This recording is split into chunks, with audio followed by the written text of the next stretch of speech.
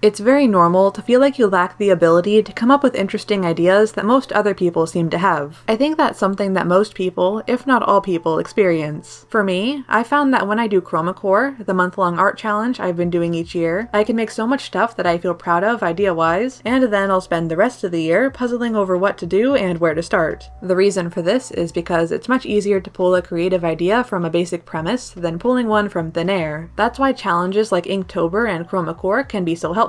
They give you that starting point in the form of a prompt to build an idea off of. It's a limitation that allows you to narrow your focus. Assuming you aren't always going to be using prompts provided to you though, you need to learn how to give yourself that direction. You need to narrow your search down from I want to come up with a creative idea to I want to come up with a creative idea based on this premise. In other words, you need to settle on something before worrying about how to make it feel creative. I recommend making a list of nouns, adjectives, verbs, whatever words that interest you. This could be in your reference board, in your sketchbook, or wherever is most convenient. If this is a place you can easily access at most times, then you can add to it whenever a word or idea randomly comes to mind. Then you can come back to this list when you need and mix and match your words, creating these different starting points for yourself. A starting point can also be a sort of out-of-context phrase, like the statues seem to tell a story, or the threat was unexpected. Thinking of something like this isn't difficult when you don't concern yourself with what it means yet. After either being given a prompt or settling on one for myself, I start writing notes, jotting down any potential direction or details I might like to include. If you feel excited about anything at this point, that would be a good option to move forward with. If you're having difficulty thinking of anything that interests you, or if you have multiple ideas you like and aren't sure which to move forward with, starting to gather references can also be very helpful. Certain visual details in the pictures you find might inspire you, and if you're still feeling stuck, doing quick sketches based on the notes and references you've collected so far might lead you somewhere. By the time you'll have gotten through these 3 steps, you'll most likely have made it to an interesting idea.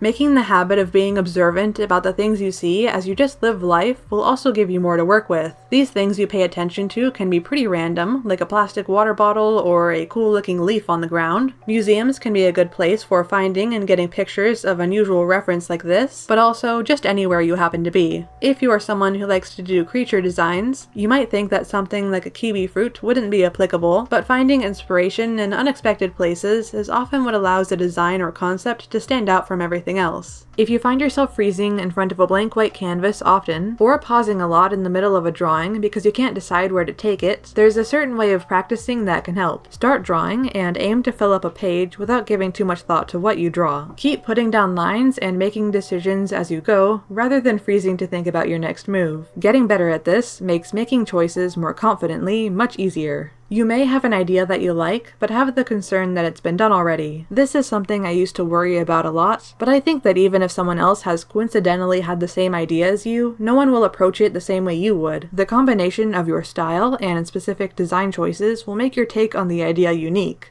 Creativity is often seen as something you naturally have or don't have, but it's really a skill you can learn more than anything else. At times where you are drawing without reference, you need to rely on your visual library that you grow and develop with practice. People who seem to be able to draw really interesting things straight from their imagination are pulling from a vast amount of visual information they have stored in their brain. If drawing from imagination is where you feel creatively lacking, remember that improving in this area is as simple as practicing from references with the goal of retaining visual details that interest you. Maybe you are drawing a crab and decide to pay specific attention to how its claws are shaped and jointed, committing that to memory to use another day. I think it's also important to realize that not everything you make needs to be groundbreakingly clever. It's okay to use a very simple, straightforward subject and just focus on creating a nice looking picture sometimes. I always go back to doing master copies and drawing directly from reference to practice whenever I'm feeling tired of coming up with new ideas. Finding a balance between doing simple and complex things is a good way to avoid feeling creative burnout while still creating a lot of stuff.